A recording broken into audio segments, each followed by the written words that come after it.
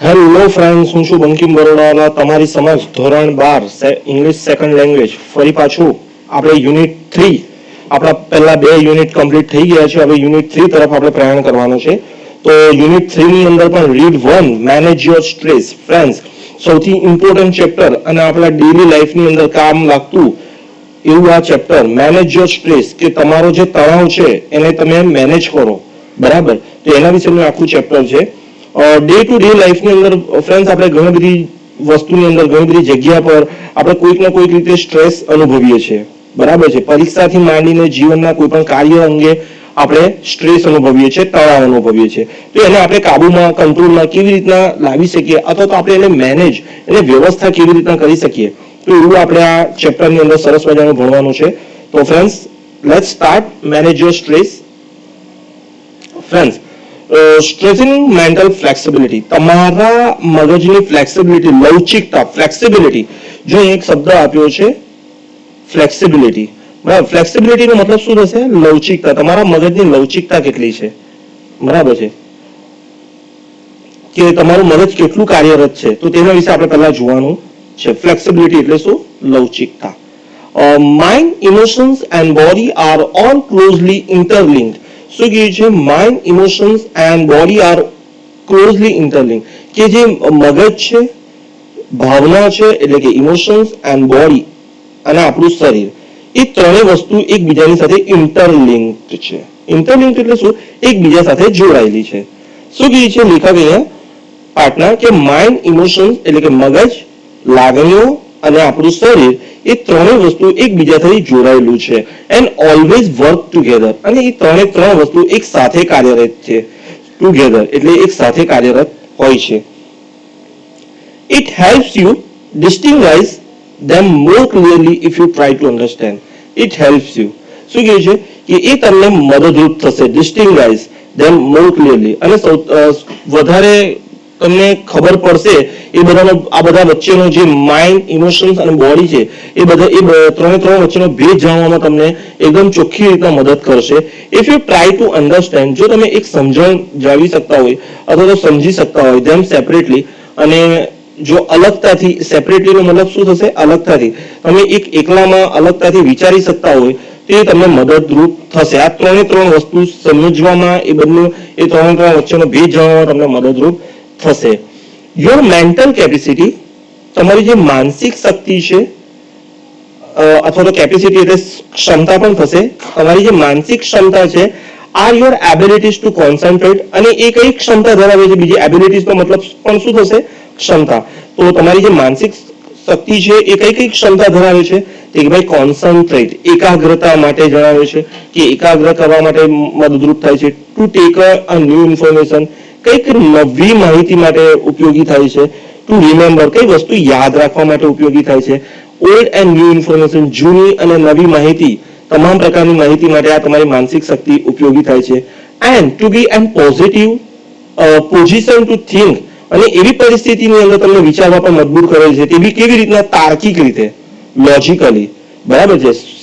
100% તમારું મગજ, તમારી માનસિક શક્તિ તમને ઘણી બધી રીતે ઉપયોગી થાય છે. ફોર એક્ઝામ્પલ, કે ભાઈ તમારું એકાગ્રતા માટે, નવી અને જૂની માહિતી માટે, કઈક વસ્તુ યાદ રાખવા માટે, અને એ બી તમને કેવી રીતે ઉપયોગી થાય છે? એકદમ લોજિકલી, તાર્કિક રીતે ઉપયોગી થાય છે. You need to your mental capacity in order to study. બરાબર, you need your mental capacity, પણ તમારે તમારી માનસિક શક્તિ અથવા તો તમારામાં જે કેટલી કેપેસિટી છે, માનસિક કેપેસિટી તમારી જેટલી છે, ઇન ઓર્ડર ટુ સ્ટડી, કે એ કેટલી છે? અભ્યાસ માટે, કોઈ કાર્ય માટે, ટુ ઇમ્પોઝ કન્સ્ટ્રક્ટિવ, કે કોઈ રચનાત્મક કાર્ય માટે, એન્ડ વર્કેબલ, તમારા વ્યવહારુ જીવન માટે, ઓર્ડર ઓન યોર લાઈફ, કે તમારા જીવનમાં એ કેટલી કામ લાગે છે એ તમારે જોવાનું છે. And to make a rational day to day decision, અને તમે એક રેશનલ, એક તર્કસંગતનો ઉપયોગ કરીને, રેશનલ, જો એક શબ્દ આપેલો છે રેશનલ. રેશનલ એટલે શું? તર્કસંગત. એટલે તમે કોઈ પણ કાર્ય કરો છો તમારી કેપેસિટી પ્રમાણે રોજબરોજમાં, તો એ તમને નિર્ણય આપે છે. બરાબર છે, તમારી બુદ્ધિ ક્ષમતા. ફોર એક્ઝામ્પલ, અહીંયા એક એક્ઝામ્પલ ઉદાહરણ પણ આપેલું છે. If you had the choice of walk to work, જો તમને એક ચોઇસ આપવામાં આવે કે તમારે કોઈ પણ એક કાર્ય કરવાનું છે, choice of walk two walk, બરાબર, કે તમને કોઈ પણ કાર્ય કરવાનું કહેવામાં આવે, બરાબર, અહીંયા વર્ક નથી, અહીંયા વોક હશે, બરાબર, સોરી વોક જ છે. Choice of walking to work, એવું કહે છે કે તમારે ચાલીને કોઈ કાર્ય કરવાનું છે, તો તમે શું કરશો? એક એક્ઝામ્પલ આપે છે, ટેકિંગ ધ કાર, તો શું તમે કારનો ઉપયોગ કરશો? હવે એ તો ફ્રેન્ડ્સ આપણે બધા નોર્મલી ડે ટુ ડે લાઈફની અંદર આપણા બધાને ખબર જ હોય છે કે આપણે કોઈ પણ નિર્ણય એક તર્ક શક્તિથી લઈએ છીએ, વ્યવહારુ લઈએ છીએ, પણ બે પ્રકારના નિર્ણય લઈએ છીએ, એક ઇમોશનલી પણ નિર્ણય લઈએ છીએ અને એક વ્યવહારુ એટલે કે પ્રેક્ટિકલ નિર્ણય પણ લઈએ છીએ, બરાબર. મન એટલે કે આપણું જે મગજ છે એ હંમેશા આપણને વ્યવહારુ નિર્ણય આપે છે. એટલે કે અહીંયા જો એક્ઝામ્પલ આપેલું છે કે તમે તમારે ચાલવાનું થાય તો તમે કઈ પરિસ્થિતિની અંદર ચાલો? ટેકિંગ ધ કાર, અથવા તો તમારે ચાલવાનું થાય તો તમે એવું પણ વિચારો કે તમે કાર લઈ શકો. The fact that it was raining hard, પણ તમે કાર ક્યારે લેશો? તમારું મગજ તમને એમ કહે છે કે તમે મગજ તમારું શું વિચારશે કે તમે કાર ક્યારે લેશો? બરાબર, કે ભાઈ જો વધારે પડતો વરસાદ પડે છે તો, and you had a cold, અથવા તો તમને કોલ્ડ થયું છે, તમને શરદી થઈ છે, could lead you to decision that better to take the car. જો વધારે વરસાદ પડે છે પણ તમારે ચાલીને જવું છે, પણ તમને એક ડિસિઝન મગજ એવો પણ આપે છે કે જો વધારે વરસાદ છે પ્લસ તમને શરદી થઈ છે તો તમને કયો નિર્ણય તરફ દોરી જશે કે ભાઈ તમે બેટર છે, તમે શું લઈ જાઓ? કાર લઈ જાઓ. That would be a rational decision. આ બધા ડિસિઝન કેવા છે? રેશનલ છે, તાર્કિક નિર્ણયો છે, તર્કસંગતના નિર્ણયો છે, બેઝ ઓન ધ કરંટ. અને વર્તમાન પરિસ્થિતિ, સર્કમસ્ટાન્સીસ એટલે કે વર્તમાન પરિસ્થિતિના સંજોગો જાણીને તમને નિર્ણય આપે છે. આપણું મગજ છે ને ફ્રેન્ડ્સ, હંમેશા આપણને વર્તમાન પરિસ્થિતિ જોઈને નિર્ણય આપે છે. જો એક એક્ઝામ્પલ આપ્યું ને કે તમારે ચાલીને કોઈ કાર્ય કરવાનું છે પરંતુ તમારી પાસે કાર પણ છે, પણ એ બી પાછા ફેક્ટ બતાવેલા છે. જો વધારે વરસાદ પડે અને પાછી ઉપરથી તમને શરદી છે તો તમે શું કરો છો કે કાર જ પસંદ કરો છો. એ બી શાના? કરંટ સર્કમસ્ટાન્સીસનો ઉપયોગ કરીને. The mind is rational. આપણું જે મગજ છે ને એ તર્કસંગતથી જોડાયેલું છે. Logical part you that helps you to make, અને જે તર્કસંગતના અને તાર્કિક ભાગો છે એની મદદથી આપણે એનો ઉપયોગ કરીએ છીએ. અનઇમોશનલ ચોઇસીસ, આપણી પાસે અનઇમોશનલ ચોઇસીસ પણ હોય છે. અનઇમોશનલ ચોઇસીસ એટલે કે બિનભાવાત્મક. જો ફ્રેન્ડ્સ એક વસ્તુ યાદ રાખજો કે મગજ આપણું જે છે ને એ હંમેશા બિનભાવાત્મક હોય છે, એટલે કે પરિસ્થિતિ જોઈને હંમેશા નિર્ણય આપે છે, એટલે કે બિનભાવાત્મક હોય છે, અનઇમોશનલ હોય છે. ટુ સ્ટોર, એ શું કરે છે કે આપણા મગજની અંદર જે સ્ટોર કરેલું હોય, સંગ્રહ કરેલું હોય, અને રિટ્રાઈવ અને પાછું મેળવવા માટે જે information, and two order to calculate, અને પાછું મેળવવા માટે એને સંગ્રહ કરવા માટે આપણું મગજ, અને પાછું કેલ્ક્યુલેટ કરવા માટે પણ ઉપયોગ થાય છે, ગણતરી માટે પણ ઉપયોગી થાય છે. It is the counterpart to the emotions. એ આપણા લાગણીનો એક કાઉન્ટર પાર્ટ છે, પ્રતિરૂપ છે. શું? આપણું મગજ. અ ગુડ એક્ઝામ્પલ, એક સારું એક્ઝામ્પલ અહીંયા આપેલું છે. Up to interaction between the mind and emotion. જો ઇન્ટરેક્શન એટલે ના વચ્ચે એકબીજાને, કે જ્યારે મગજ એટલે કે માઇન્ડ એન્ડ ઇમોશન્સ, કે જ્યારે તમારું મગજ અને તમારી લાગણી એ ક્યારે તમારી નર્વસ થાય છે સૌથી વધારે? કે એક્ઝામની અંદર, બરાબર છે. અહીંયા એક સરસ મજાનો ઇમ્પોર્ટન્ટ પાર્ટ આપેલો છે કે તમે અમુક વાર બિનભાવાત્મક નિર્ણય પણ લઈ શકો છો અને ભાવાત્મક નિર્ણય પણ આવી જાય છે. એનું એક એક્ઝામ્પલ આપેલું છે કે એક્ઝામમાં તમે જે નર્વસનેસ અનુભવો છો ને, જે મગજ અને લાગણીમાં આવીને જે મૂંઝવણ અનુભવો છો તેની વાત કરેલી છે.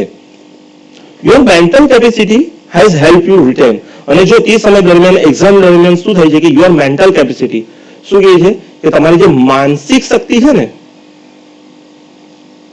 Your mental capacity has help you, અને તે સમય દરમિયાન તમારી માનસિક શક્તિ તમને એ ઉપયોગી થાય છે, હેલ્પફુલ થાય છે. શાના માટે હેલ્પફુલ થાય છે? રિટેન કરવા માટે, જાળવી રાખવા માટે. What you have realise you know to stop. બરાબર છે. સ્ટફનો મતલબ શું થશે કે અંદર ભરી રાખેલું હતું, બરાબર છે. જો સ્ટફનો નોર્મલી તમે ડિક્શનરીની અંદર અર્થ જોશો તો માલ સામાન થાય છે, પણ અહીંયા માલ સામાનના અર્થમાં નથી, એક જાળવી રાખવું, ભરી રાખવું એમ થાય છે. કે your mental capacity has help you, કે તમારી જે માનસિક શક્તિ છે એ તમને જાળવી રાખવામાં મદદરૂપ થશે.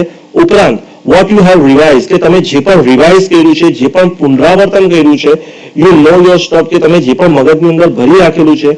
But when you enter the exam, પણ કેટલીક વખત એવું થાય છે કે તમે જ્યારે એક્ઝામની અંદર પ્રવેશ કરો છો, એક્ઝામ રૂમની અંદર પ્રવેશ કરો છો, and start getting emotional by expecting difficulties, અને તમે જેવું પરીક્ષા આપવા બેસો છો એટલે તમે એક ઇમોશનલી થઈ જાઓ છો. મેં તમને કીધું ને કે એક માઇન્ડ આપણે ભાવાત્મક અને એક મગજથી બિનભાવનાત્મકથી કામ લઈએ છીએ. તો ઘણી વખત એવું થાય છે કે આપણે બધું વાંચીને જઈએ છીએ એટલે પરીક્ષા ખંડની અંદર જઈએ છીએ તો આપણને ઇમોશનલી નિર્ણય લેવા લાગીએ છીએ આપણે, અને તમને એમાં પછી ડિફિકલ્ટીઝ અનુભવે છે, મુશ્કેલીઓ અનુભવે છે, એન્ડ ઇમેજિન ફેલિયર. અને તમને પરીક્ષામાં ઘણી વખત એવું પણ થાય છે કે તમે ફેલ થઈ જશો તો તમે એવું ઇમેજિન કરવા લાગો છો. All of sudden the carefully stored information, અને આ બધું જે તમે સડન એટલે તાજેતરમાં જે કાળજીપૂર્વક બધું સ્ટોર કરેલું હોય છે ઇન્ફોર્મેશન, તમે જે બધું વાંચેલું હોય છે, તમે જે માહિતી એકત્રિત કરેલી હોય છે, ઇઝ નો લોંગર અવેલેબલ, અને તે લાંબા સમય સુધી રહી શકતી નથી. ફ્રેન્ડ, જો આપણે વાંચીએ ને નોર્મલી, બરાબર, તો ખરેખર કેવું થાય છે કે વાંચીએ છીએ તો એક્ઝામની અંદર, એક્ઝામ હોલની અંદર જઈએ છીએ તો આપણે નર્વસનેસ અનુભવીએ છીએ. તો તેનાથી શું થાય છે કે આપણી જે બધી સ્ટોર કરેલું હોય, વાંચેલું હોય, તે લાંબા સમય સુધી રહી શકતું નથી. Your emotional have bad way to your inner information store, અને તમારું જે your emotions have bad the way your inner information store, તમારી જે અંદરની તમામ પ્રકારની જે માહિતી ઇનર, બરાબર છે, કે તમારી અંદરની તમામ પ્રકારની જે માહિતી જે સંગ્રહ કરેલો હોય છે એ તમારો બધો બેડ થઈ જાય છે, નાશ પામે છે. Do you find yourself, શું તમે તમારી જાતને અનુભવેલી છે reacting in any following ways, કે નીચેના કેટલાક રસ્તાઓ આપેલા છે, નીચેના કેટલાક એવા ભાગ આપેલા છે જેમાં તમે તમારી જાતને પ્રતિક્રિયા કોઈ દિવસ આપી છે? હવે છે ને, જો નીચેના આ જેટલા બી ભાગ આવે છે, જેટલા બી પોઈન્ટ્સ આપેલા છે, એમાં તમારો જવાબ જો હા હોય તો તમે એવું સમજી લેવાનું તમારે કે તમે મેન્ટલ સ્ટ્રેસ એટલે કે માનસિક તણાવથી પીડાઓ છો. ફરી પાછું તમને કહું છું કે તમે આમાં જેટલા બી ભાગ નીચે પોઈન્ટ્સ આપેલા છે અને એ સવાલ વાંચતો જાઓ અને તમે તમારી જાતને જ પ્રશ્ન પૂછવાનો, તમારે હા કાં તો ના, આ બંનેમાંથી એક જવાબ આપવાનો છે. જો હા હોય તો તમે સમજી લો કે તમે મેન્ટલ સ્ટ્રેસથી પીડાઓ છો, બરાબર છે. અને મોસ્ટ ઓફલી એમના જવાબ બધા હા જ આવશે, કારણ કે લોજિકલી જોવા જઈએ તો મોસ્ટ ઓફલી બધાને આ પ્રોબ્લેમ્સ થતી જ હોય છે. તો આપણે આ બધા પાર્ટ્સની અંદર આપણે આપણી જાતને ઉમેરીને જોવાની છે કે એના જવાબ શું આવે છે. હવે કયા કયા પાર્ટ છે, કયા કયા ભાગ છે તો જોઈએ. You find it difficult to concentrate on things. શું તમે તમારી જાતને કોઈ દિવસ એકાગ્રતા ન કરી શકો, તમે અથવા તો એકાગ્ર નથી કરી શકતા, તો એવામાં તમે મહેસૂસ કરી છે તમારી જાતને? યુ ફાઇન્ડ ડિફિકલ્ટી, તમને આવી મુશ્કેલી થઈ છે એકાગ્રતા થવામાં? બરાબર છે. તમારે તમારી જાતને પ્રશ્ન પૂછવાનો કે તમે મન એકાગ્ર કરવું છે તો તમને મુશ્કેલી થાય છે? જો તમારો હા જવાબ છે તો તમે માનસિક તણાવથી પીડાઓ છો, બરાબર છે. એ તમારે જાતે વિચારવાનું. બીજું શું કહે છે? Your memory is letting you down frequently. બરાબર છે. Your memory is letting you down. Letting you down એટલે શું? તમને એક એક્ઝામ્પલ આપું. ઘણી વખત એવું થાય કે આપણે વાતચીત કરતા હોઈએ, બરાબર છે, કે ભાઈ તમારે કોઈકને કંઈક કહેવું છે, પરંતુ વચ્ચેથી તમને કોઈક થર્ડ પર્સન આવીને તમને કોઈ વાત કરવા લાગે છે અને તમારે જે કહેવાનું હોય છે, જે વ્યક્તિને વાત, એ તમારા મગજમાંથી નીકળી જ જાય છે. તો એને શું કહેવાય છે કે તમારી યાદદાસ્ત શક્તિ લેટિંગ ડાઉન થઈ, તમારી યાદદાસ્ત શક્તિ થોડી ઓછી થઈ જતી સમય દરમિયાન, ભૂલી જાઓ તમે એ વાત, તો એને લેટિંગ યુ ડાઉન કહેવાય, બરાબર. તો શું તમારી સાથે આવું થાય છે? બરાબર. હવે આગળ બીજા કયા કયા ભાગ છે? બરાબર. હવે આગળ બીજા કયા કયા ભાગ છે જેમાં તમે તમારા જવાબ હા આપી શકો અથવા તો ના આપી શકો? જો તમે હા આપી શકો તો તમે મેન્ટલ સ્ટ્રેસથી પીડાઓ છો. તો હવે આગળના ભાગ જોવા માટે અથવા તો આગળના પોઈન્ટ જોવા માટે કે કઈ કઈ પરિસ્થિતિની અંદર તમે મેન્ટલ સ્ટ્રેસ અનુભવો છો એ જોવા માટે હવે આપણે નેક્સ્ટ પાર્ટ આપણે ભણીશું. ત્યાં સુધી મને રજા આપશો. Thank you so much.